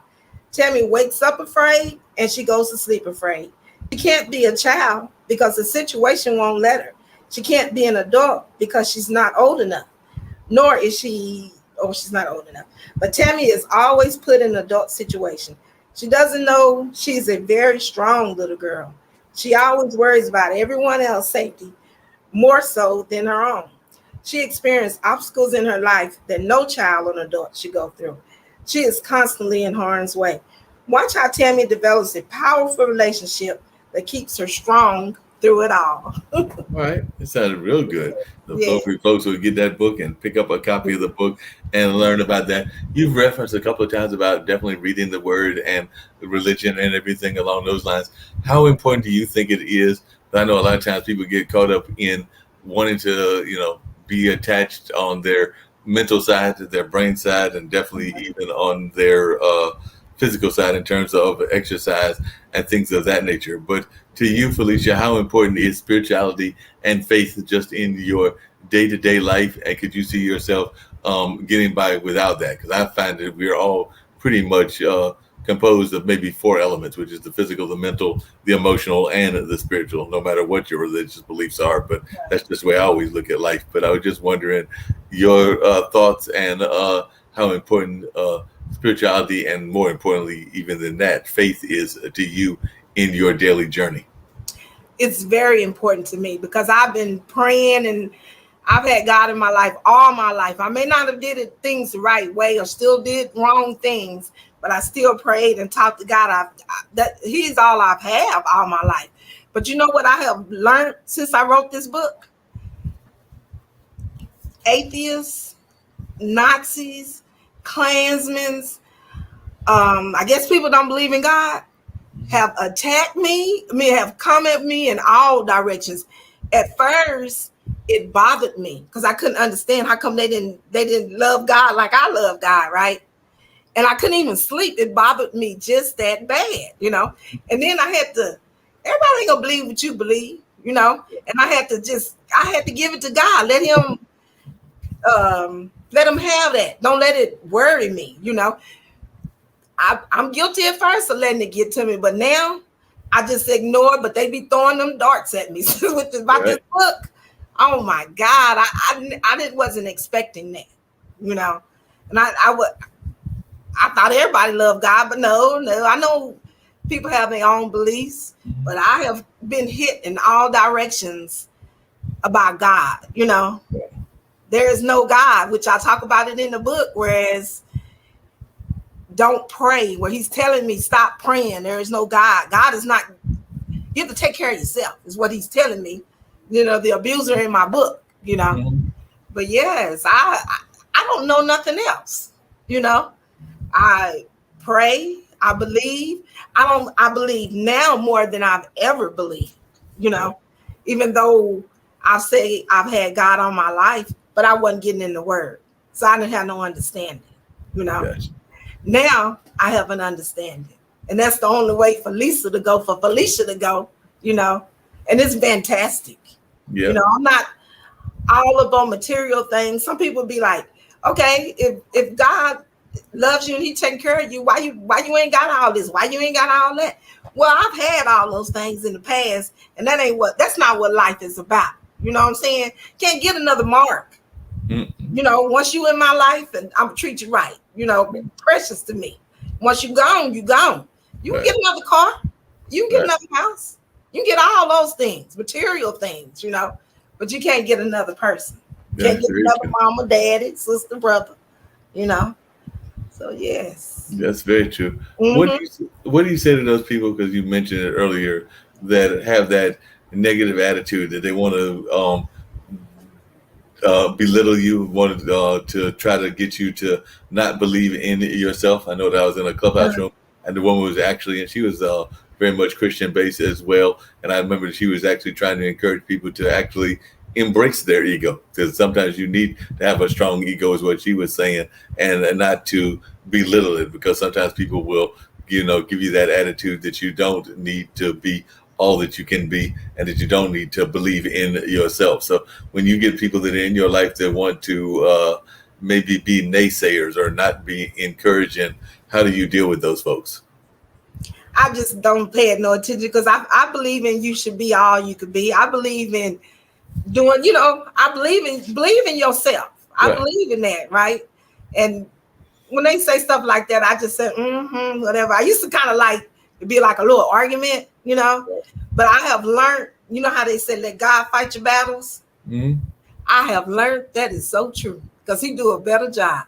And it humbles you when people attack you, out in the store, grocery store, whatever, when people attack you, I used to be like ready to attack back, you know. Now I'm like, okay. Your fight ain't gonna be with me. Your fight gonna be with God, because I'm not gonna fight with you, you know. Yes, it helped me a lot. It humbled me down a lot, because, like I say, you know, me growing up, it was a lot of racial, a whole, you know, that was the thing, you know. And I would fight, call me the word, or say something wrong to me. Oh, I would fight, you know. Now, whatever, you know. Words don't bother me. Long you don't put your hands on me where I have to protect myself, I'm okay with it.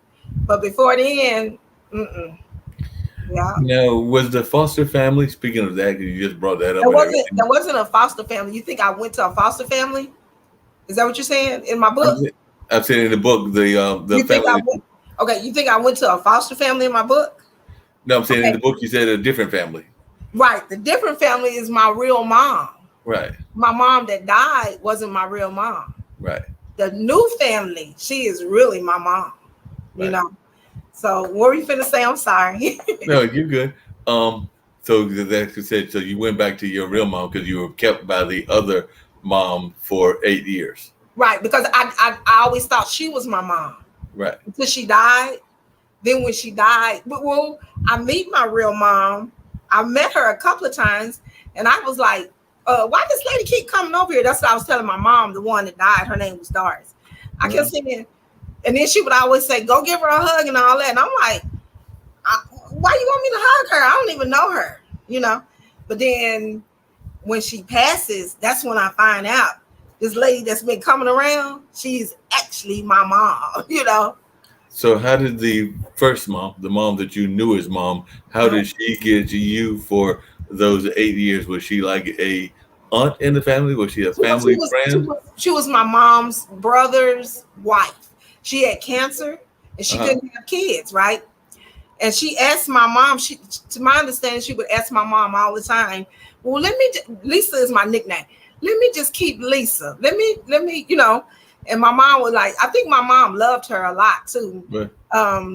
Because at first she wouldn't, but then some things had happened where my mom was like a party girl, you know. And my uncle took me to his wife. Well, she lived longer than they expected. They didn't expect for her to live 8 years. I think they gave her like 6 to 9 months. But Okay. yeah, and it would, which I'm thankful that my mom gave her to me, because I think if she hadn't, I wouldn't know anything about God until I got older and Right. decided if I'm going to go that route, you know. Is what she put in me stayed with me, Mm-hmm. you know. The praying, pray baby, you know. Right. We was one of them families like you be at church 7 days a week, you know what I'm Mm-hmm. saying? And I remember everything about her, and it amazes me because I don't remember a lot about my mom. After the mom that my real mom, them Right. 8 to 18, I don't remember very much about her. I remember nothing but bad things. I don't remember her hugging or telling me she loved me. I don't remember any of that. But I remember, man, it's like I can smell her. My mom, that, you Yeah. know, yeah, I remember her very well. You know? Did your real mom, the one that you moved in with at 8 and everything, did she ever get out of the party life, or did she stay in the party life the entire time, as far as you know? She stayed in it the entire time. She was married, drugs, alcohol, fighting, a lot of abuse. It was, and we the neighborhood we stayed in, a lot of stuff went on in the neighborhood. Yes, yes. Mm-hmm. Right. She never did change. She never changed. But you know, I'm not mad at her. I don't fault her. That's her life. You Right. know. So, and I made it through it. You know. Yep, definitely. Yeah. Did you find any other family members that did change as well? That change? That have changed since the book, or that you noticed a change in their life, that they might have been in that same negative party gang atmosphere that your mom was in, the one that was your natural mom, but that they may have gotten out of it and are better people now because they opted to get out of that whirlwind kind of life. Well, I wasn't around anybody. Basically, you know, by myself. I didn't, as far as to how they were, my uncle, the one that took me to his wife, he was a civil rights activist. Okay. So he went through a lot of racialness and boycotting, all that, you know. He's up in age now, so he probably have changed and settled. But I Right. really didn't have much contact with my family, you know. Yeah. Yeah, that makes a lot of sense. Uh-huh. Getting ready to wrap everything. It's been a fun conversation. We've been doing this almost 2 hours and everything. But Like, what is one of the things, because this is a global network that international broadcast media is part of. So for folks that are listening, not just here in the United States, but globally, what kind of words of encouragement or positivity would you give to them? And have you heard from people since you've written the book from other parts of the world that have told you, hey, I may not be in a Christian family, or I may not even live in the United States, but I can relate to what your book is about because I've gone through that in, say, India, or I've gone through that in South Africa, or I've gone through that in Australia. So it's a two-part question. One, any words of positivity and encouragement that you would like to give to our global audience, but also, have you been getting people from around the world that can relate to the book, even if they weren't necessarily Christian or weren't necessarily from the United States? Well, I would say, first of all, thank you for buying my book if you got my book, and thank you for all the love. And because people email me or message me a lot of encouraging words. So thank you. And I would tell anyone, if you have a book that you would like to produce or publish, please do it, because it would help a lot more than you think. You're not by yourself. A lot of stuff that you've been through, you're not by yourself. And it'll help you get through whatever you're trying to bury. I feel like you will bury it, once you write your book. And let's try to love one another, stick together, look out for one another, Yeah. That makes a lot of sense. Well, Yeah. as I tell all my guests, I appreciate you for being on. And whenever, when can we expect the second book? Because I know, like I said, I mentioned Brian Showman, and he's been doing a book around the 13 Steps to Riches and everything, and they just published their second book earlier this month, earlier in September. So he is now a two-time Amazon bestseller, and I think they're supposed to publish 13 editions. So we're fully expecting him to be a 13-time bestseller, because these are like collectives of different things that are important to the author. So the second book actually deals with faith, because a lot of the authors were using faith in order to get through their writing and all of that. So I know that the second book, which just came out a few days ago, was about faith and the importance of faith. Really? So, yep. Okay. I say like maybe around March. My little grandboys keep me busy. They're in sports. They have a lot going on.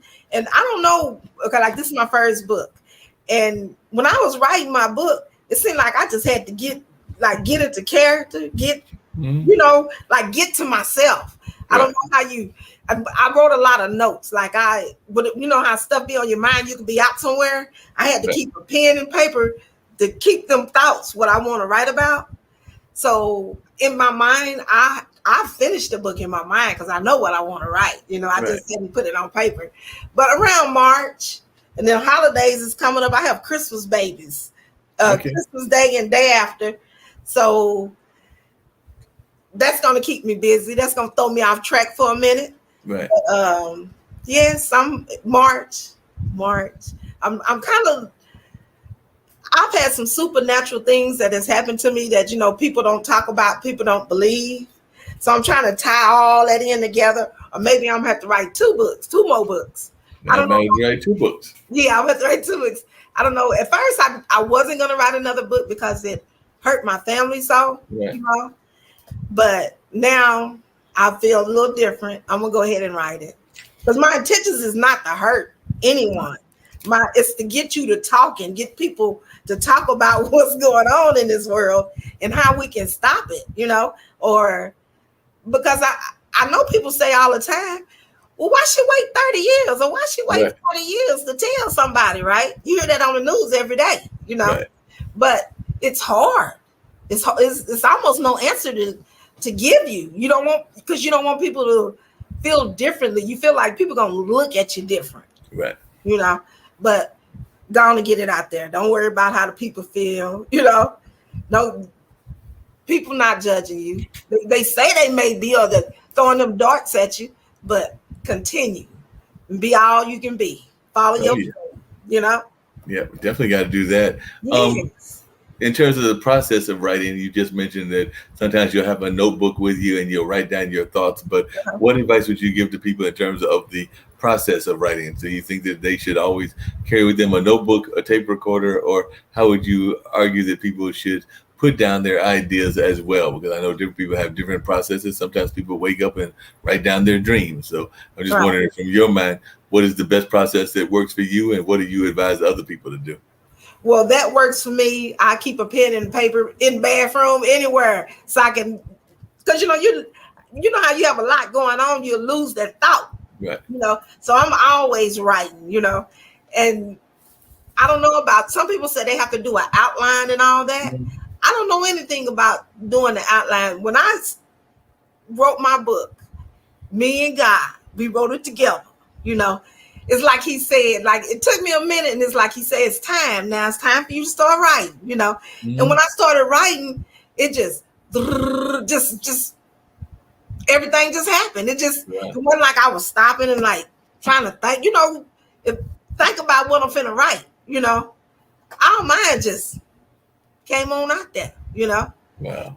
In fact, it makes me want to do like a little script or something. Like I have so many ideas in my head now since I wrote this book that I want to do more. Like put on plays. I used Mhm. to want to do that when I was a little girl. When I would run away, there was this place where they would put on plays, and really they didn't want black people in there. Mhm. And I would sneak in. I might be peeping through the door or hid behind a chair or something to see the plays. And so I even thought about doing stuff like that. That'd Yeah. be great. We'll be having to wait for the Felicia slash Tammy movie. So the movie Yeah. will be coming soon and everything. So the movie will be coming soon. I'm gonna claim it for you. The movie's gonna be Thank coming out you. as well. Thank you. That Tammy movie gonna be something else. I'm Mhm. sure. And it should be a big wake up call to. I think it's a lot of people don't believe that kids go through stuff like this. And it's way worse. It's worse than probably my book. Right. And I need people need to see that. Yep. Don't you think? Oh yeah, no doubt. They gotta see that story, get that message out there, and all of that. So, like I said, Tammy, appreciate you being on. We're gonna get over with this Sure. baseball scene that I use as a young child playing Uh-huh. baseball at the Durham Bulls, and then we'll get the airplane and the 30-second ticker on out of here. So we got about 2 minutes of tape, but Okay. Okay. definitely, I do know that anytime you want to come back on, I'd be glad to have you come back on and share about the new book and share any other thoughts that you've got. Whenever you've got things on your mind, just consider yourself part of the family. And anytime you want to pop back in, just drop me a note and let me know that you want to come back on. And I'm just so glad we were able to have this time and learn more about you and this sensational book. Thank you so much. I really enjoyed it. Thank you for letting me spread the word too. You No know. problem at all. Yes. You there? I'm here.